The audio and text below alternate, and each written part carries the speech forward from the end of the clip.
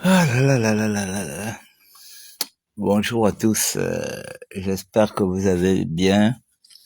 Il est exactement 7h33 à ma montre. Je fais juste un petit live de 20 minutes, hein. 20 minutes maximum et puis je vais me préparer pour aller au boulot. On travaille pour la République, pour la 5e République. Vous savez, il faut qu'on arrête l'enfumage. Il faut vraiment que l'enfumage politique s'arrête. Parce que nous avons passé tout notre temps à se laisser enfumer par des politiciens de la 4e République. Hein? Les politiciens de la 4e République, on a fait 14 ans d'enfumage, des projets, des ceci. Oh, le Gabon sera émergent en 2025. Oh, Port-Gentil sera un petit Dubaï. Oh, machin. On a passé tout ce temps-là. Ali Bongo et ces gens ont passé leur temps à nous enfumer. À nous enfumer avec des projets interminables jusqu'à ce qu'on est venu casser la cité de la démocratie. On est venu casser la cité de la démocratie qui était quand même un symbole. Il faut arrêter l'enfumage. Vraiment, il faut qu'on arrête l'enfumage politique. L'élection présidentielle est passée. L'élection des députés est passée. L'élection des sénateurs est passée. L'élection des maires est passée. Normalement, il devait y avoir trêve politique. Et on laisse le gouvernement travailler. On laisse le président de la République et ses équipes travailler. Normalement, quand on est constitué, quand on est très bien constitué, on devrait, en cette période-là, où il n'y a plus d'élections, il n'y a vraiment plus politique, on doit se remettre en cause, faire ce qu'on appelle de l'introspection. Vous savez, moi j'ai été à côté de Jean Ping pendant 8 ans. Jean Ping, tout le monde a vu, cette menace était visible. On n'avait pas besoin d'inventer des histoires. Les menaces de Jean Ping étaient visibles. Vous-même, vous avez vu ce qu'Opianga a fait de Jean Ping. Jean Ping n'avait même pas encore, il était encore en train de tenter de réunir. Hein? Il était seulement là en train de tenter de réunir l'opposition gabonaise. Quand les jeunes sont venus caillasser le domicile de Jean Ping pour une première sortie comment on appelle, Antiorere, à l'ancien Sobraga. Ils ont envoyé des jeunes. Le lendemain, ils ont envoyé des jeunes casser chez Jean Ping, soit disant que Jean Ping avait fait venir des jeunes, des PK et autres, derrière la prison, pour venir gonfler l'effectif de ce, comment on appelle ça, l'effectif de ce meeting-là. Hein? Et que Jean Ping devait leur payer de l'argent. C'est là où les problèmes ont commencé. Jean Ping, on avait réussi à maîtriser une bonne dizaine de jeunes. Et ce sont ces jeunes-là qui ont dit qu'ils avaient été envoyés par HPO. Le fait que Jean Ping l'a dit, quand la presse est venue filmer chez lui et filmer tous ces jeunes-là, le fait que Jean Ping ait dit que voilà ce que les jeunes ont dit, HPO est allé direct au tribunal, puisque le tribunal était dans sa poche. Il est parti direct au tribunal, portait plainte à Jean Ping, citation directe. 2 jours après, Jean Ping est convoqué au tribunal. Il est condamné à payer à Patrick Opianga 650 millions pour une diffamation. Et ça a été jusqu'à ce qu'ils ont bloqué les comptes de Jean Ping.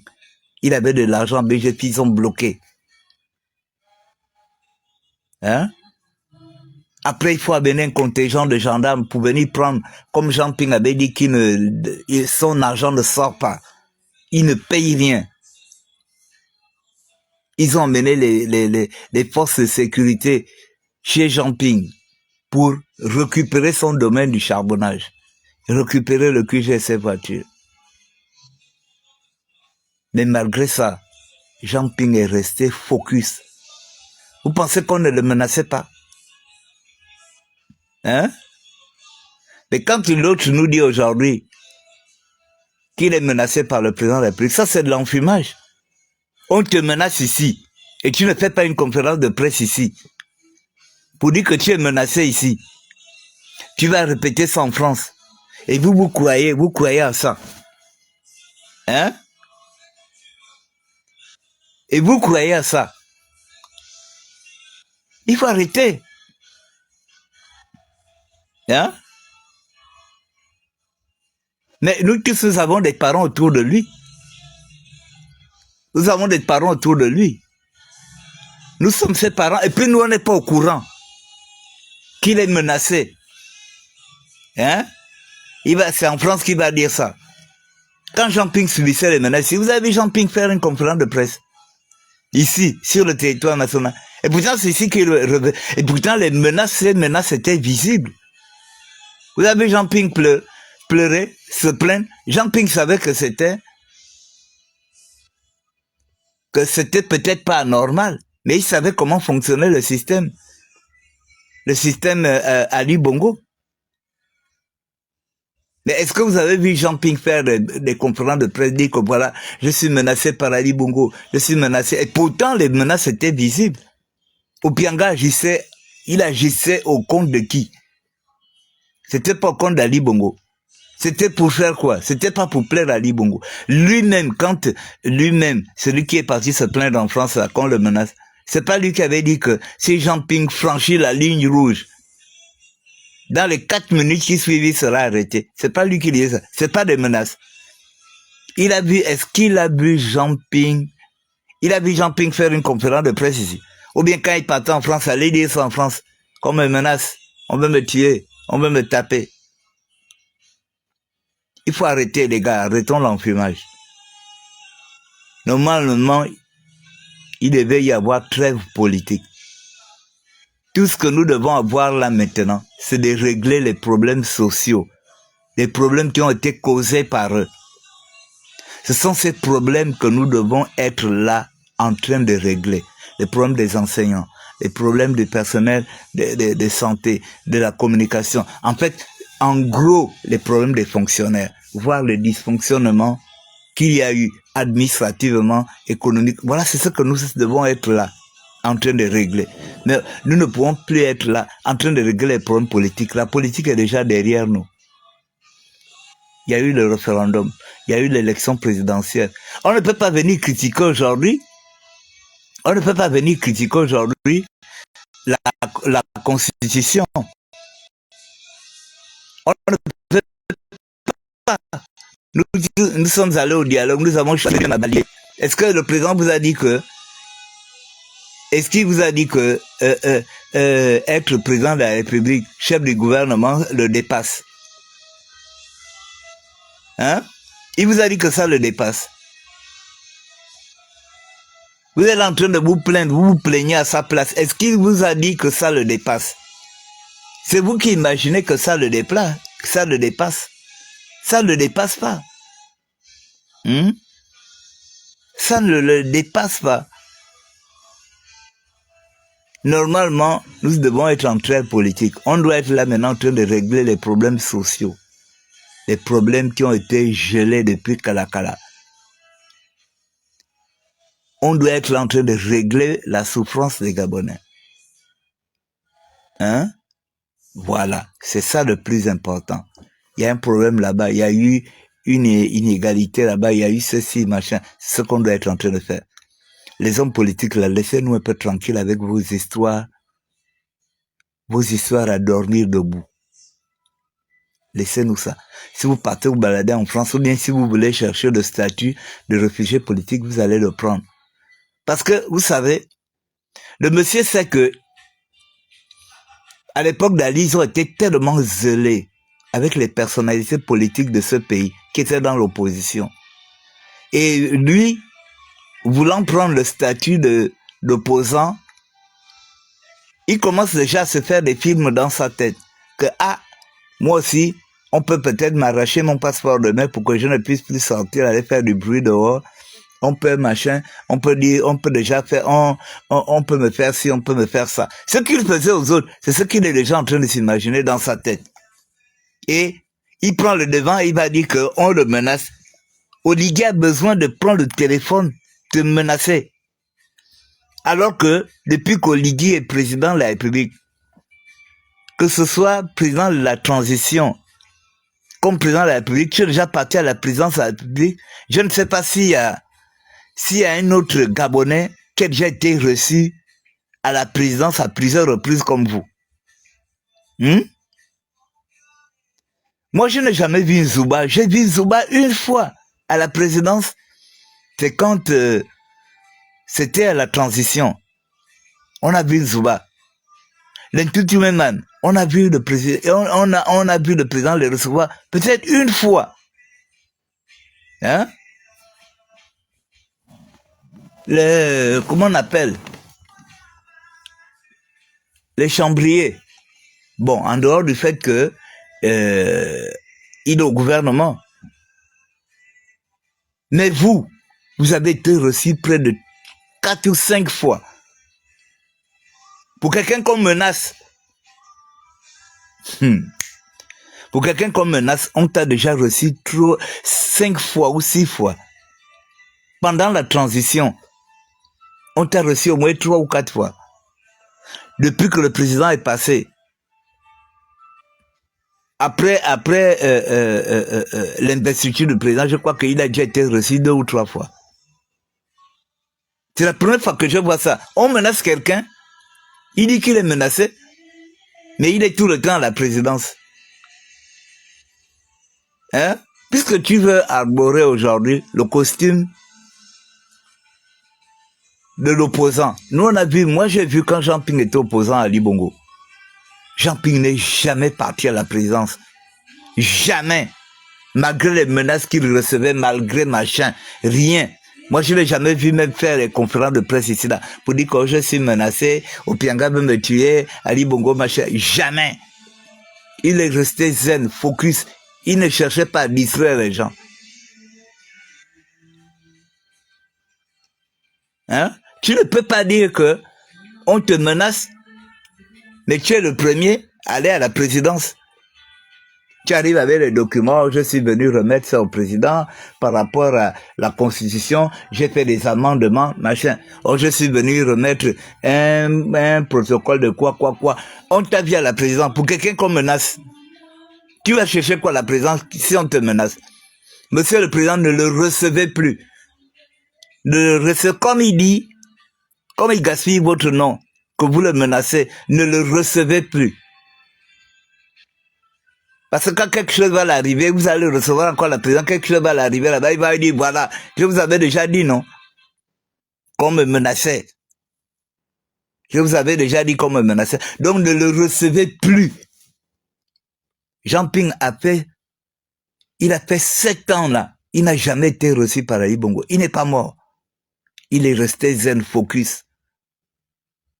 Donc monsieur le président, ne le recevez plus. Qu'il continue de faire ce qu'il fait. Nous savons que nous sommes actuellement en trêve politique. Les élections présidentielles est finies. Il faut attendre 7 ans. L'élection de députés est finie. Il faut attendre 5 ans. L'élection de maire est finie. Il faut attendre 5 ans. L'élection de sénateurs est finie. Il faut attendre 5 ans. Donc, normalement, là, nous devons être maintenant en train, on est là que régler les problèmes sociaux, les inégalités qu'il y a eu, comment on appelle ça, les gels de situation, machin, tout ça là. C'est ce qui nous intéresse.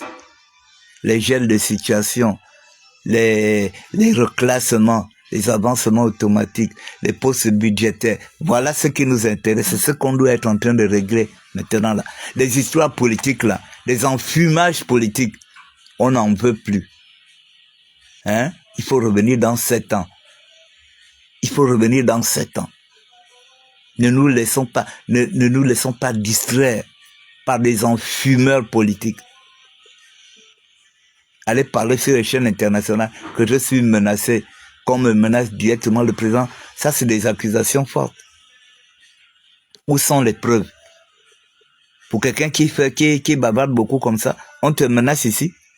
Et tu ne peux pas sortir le lendemain faire une déclaration pour dire que voilà, le président m'a menacé, il m'a appelé hier au téléphone, il m'a menacé.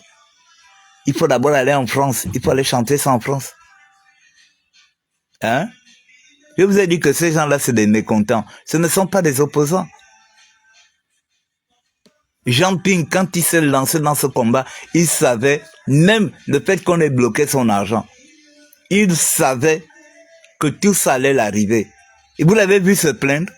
Quand on a bloqué ce compte à BGP, vous l'avez vu se plaindre. Il savait qu'il était en train d'affronter un système et c'était le prix à payer. Quand on affronte un système, il faut s'attendre à tout, même jusqu'à ce qu'on te tue. Vous avez vu Jean Ping se plaindre, vous avez vu faire des conférences de presse. Est-ce que vous l'avez vu faire des conférences de presse pour dire que voilà, on m'a bloqué mon argent, voilà, on m'a bloqué mon passeport, rendez-moi mon passeport, sinon je fais ci, sinon je bois les comprimés. Hein? Est-ce que vous avez vu Jean Ping? Vous avez vu Jean Ping faire ça? Hein?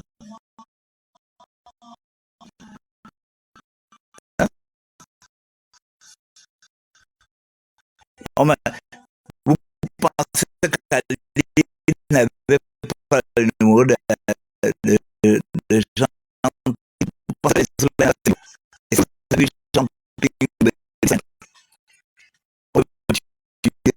On me menace.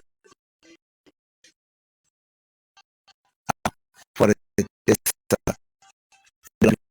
Hein?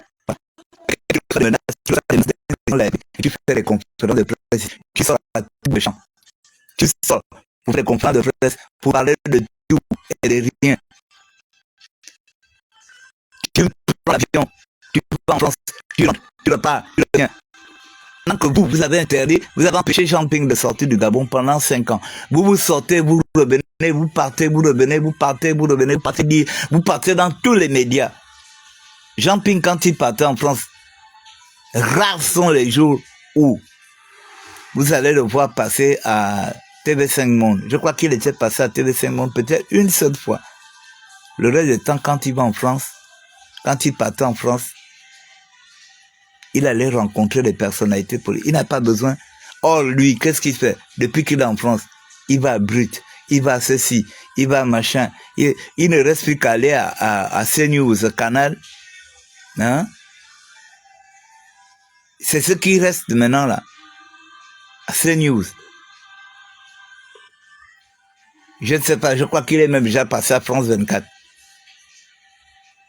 Il faut arrêter ça.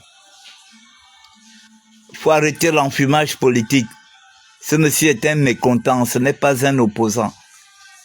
C'est un mécontent. Quand tu es opposant, tu t'attends à tout. On va te menacer, tu n'as pas besoin de venir faire, tu n'as pas besoin de venir raconter ça aux gens, puisque c'est le prix à payer. Quand tu décides